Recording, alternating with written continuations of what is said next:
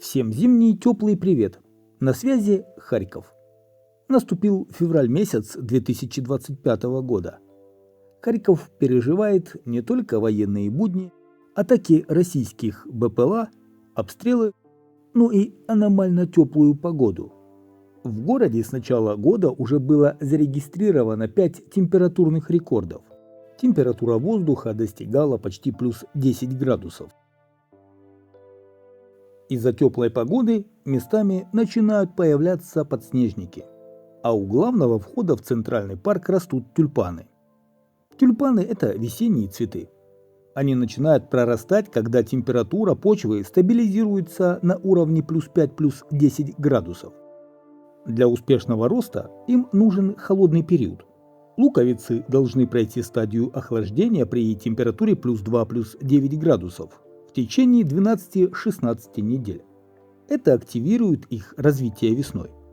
Обычно тюльпаны цветут в апреле-мае, в зависимости от сорта и климатических условий. И пока мы прогуливаемся улицами Харькова, я познакомлю вас с другой интересной информацией и новостями города. ЮНЕСКО планирует внести здание Госпрома в список объектов всемирного наследия. Офис ЮНЕСКО направит в Харьков специальную комиссию, чтобы иметь прямую коммуникацию и непосредственно поддерживать процесс сохранения культурного наследия города. Мэр Львова Андрей Садовый также отметил важность помощи Харькову в условиях войны. В частности, он рассказал, что в рамках меморандума о сотрудничестве между Харьковским и Львовским горсоветами стороны вместе будут работать над внесением здания Госпрома в список объектов всемирного наследия ЮНЕСКО. Я напомню, для тех, кто, может, еще не знает, Госпром – самый значительный архитектурный памятник в стиле конструктивизма в Харькове. Его строили в 1925-1928 годах. Высота здания 63 метра, с телебашней 108 метров. 28 октября 2024 года российские войска нанесли удар по Госпрому. Часть здания была повреждена. А в Харьковской области в поле между населенными пунктами Старосалтовской громады нашли неразорвавшуюся авиабомбу ФАБ-500. Бомбу нашли мирные люди. Пиротехники Государственной службы чрезвычайных ситуаций изъяли и транспортировали ФАБ для дальнейшего обезвреживания. Сложность заключалась в том, что авиабомба была со взрывателем, поэтому она могла в любой момент взорваться. Но специалисты справились с задачей. Саперы выкрутили взрыватель, после чего транспортировали взрывчатку к специальной площадке и там взорвали. Между тем, в Харькове открыли новый памятник всемирно известному украинскому художнику польского происхождения, мастеру академической живописи Генриху Семирадскому. Памятник установили у северного корпуса Харьковского национального университета имени Каразина по случаю 220-летия вуза. Генрих Семирадский был известным живописцем, работавшим в жанре академического искусства. Родился в Украине, получил образование в Харьковском университете, где окончил физико-математический факультет. Его работы украшают картинные галереи Украины, Польши и других стран Европы. Министерство юстиции Украины обнародовало списки имен, которые были самыми популярными в разных регионах Украины во второй половине 2024 года. В частности, в Харькове и области это такие имена: женские – Анастасия, Анна, Алиса, Валерия, Виктория, Дарья, Диана, Ева, Злата, Екатерина, Кира, Мария, Мирослава, Милана, Мия, Полина и София. Мужские имена – Артем, Богдан, Давид, Дмитрий, Денис, Егор, Максим, Марк, Матвей, Михаил, Александр, Святослав, Тимофей и Ярослав. Согласно украинскому законодательству, с 14 лет ребенок может изменить имя с согласия родителей, а с 16 лет по собственному усмотрению без их согласия.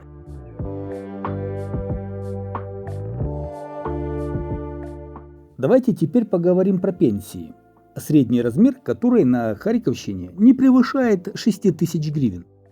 Если быть точнее, средняя пенсия в Харьковской области составляет 5824 гривны в месяц, разумеется. Это немного больше, чем в среднем по Украине 5789 гривен или 132 евро. Самые высокие пенсии получают киевляне. В среднем 8017 гривен. Наименьшие выплаты, по мнению аналитиков сервиса Open Data Bot, составивших рейтинг, в Тернопольской области в среднем 4484 гривны. Каждый четвертый пенсионер в Украине получает менее 3000 гривен в месяц. Только 12% имеют пенсионное обеспечение более 10 тысяч гривен. Около 27% пенсионеров продолжают работать. В настоящее время в Украине проживает 10 миллионов 300 тысяч пенсионеров. За 3 года полномасштабной войны их стало почти на 500 000 меньше.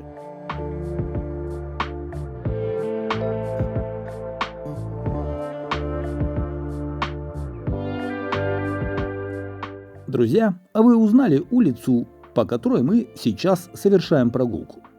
Напишите в комментариях под видео.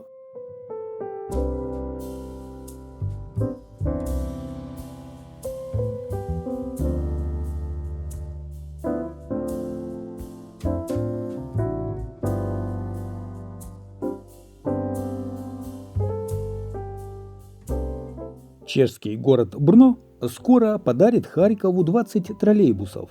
Об этом сообщило чешское радио. Троллейбусы производства конца 1990-х, начала 2000-х годов наездили уже по 1 000 000 километров и больше. Но для транспортного предприятия Брно дальнейшее поддержание их работоспособности и ремонты уже не рентабельны. Городской голова Харькова Игорь Терехов, посещая Брно, выразил большую благодарность за поддержку города. Брно уже передали до этого 3 трамвая в 2022 году и в конце 2024 еще 6. Также было предложено передачу троллейбусов 21ТР украинской стороне. А мэр Харькова с радостью принял это предложение, сказала мэр города Брно Маркета Ванькова. Теперь стороны будут решать, как доставить эту технику в Украину, в Харьков.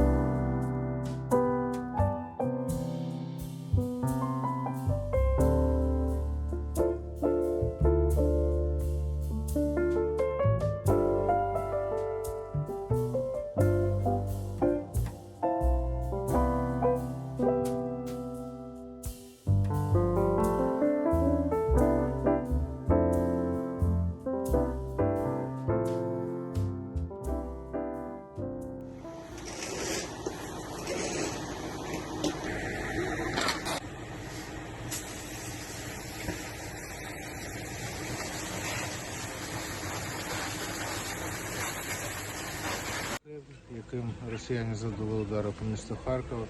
На жаль, ми маємо одну жінку, яка загинула, 4 отримали поранення. Крім цього, що стосується будинків, то це приватні будинки, приватний сектор, практично 20 домів приватного сектора пошкоджено, 90 вікон вибито. Крім цього, постраждали від вибухової волни багатоповерхівки, 4 багатоповерхівки. Там незначні пошкодження, але вони є. Субота рано, вихідний день і цей удар. Ну, знаєте, це справжній тероризм. Ви бачите, дійсно субота, дійсно вихідний день. І з самого ранку, коли люди перебувають в переважної більшості в своїх домівках, такий вибух, такий удар – це цинічний тероризм. Скажіть, будь ласка, щось відомо про загиблу людину? Там, начебто, вік ще встановлюється, правильно? Приблизно 65 років загиблої людини, крім цього, його її син знаходиться за кордоном, але є родичі, працюють. Уже встановлений з ним зв'язок, тобто він приїде, не Встановлений зв'язок встановлений, з ним є родичі, бо поховання буде, і ми відпрацьовуємо всі документи і будемо, на жаль, хоронити людину. Ігорович, бачимо навколо, назвали кількість, так багато пошкоджених будинків, тут комунікації, бачимо дроти, порвані.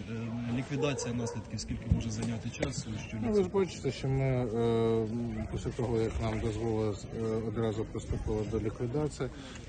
Тут працюють комунальні служби, волонтери. Ми якнайшвидше будемо намагатися усунути всі ці руйнації, які накоїли російські агресори. Це єдиний удар був сьогодні вранці Так, по Харкову. так, по Харкову, так. Знаємо, що є обмеження на область, так, обмеження електроенергії. Чи стосуються вони Харкова якось? Ну, поки що не стосується Харкова. Були влучання по області, дуже серйозне влучання. І що стосується газопостачання, енергетичної сфери. Але що стосується Харкова, поки що ми не маємо обмежень. А газу по світлу обмежень немає. Дякуємо. О 7 годині 40 хвилин росіяни нанесли удар по приватній житловій забудові в Холодногірському районі. Влучання шахедом в землю біля приватного житлового одноповерхового будинку. Внаслідок вибуху вибуховою хвилею було пошкоджено стіну цього будинку, і вона обвалилася всередину, де під завалами в подальшому знайшли жінку 65 років. Також на місці вибуху поранення отримали 4 особи. Серед них 2 жінки з гострою реакцією на стрес і чоловік і жінка з вибуховим пораненням, а саме однієї особи опіки тіла від пожежі, яка виникла на місці події, і поранення від уламків шахеду. І у другої особи також поранення від уламків шахеду. За фактом цього воєнного злочину відкрито кримінальне провадження за частиною 1 статті 438 Кримінального кодексу України. Вранці по Харкову більше ударів шахедами не було. Була серія ударів по Харківській області, по об'єктам критичної інфраструктури і по об'єктам газорозподільної системи.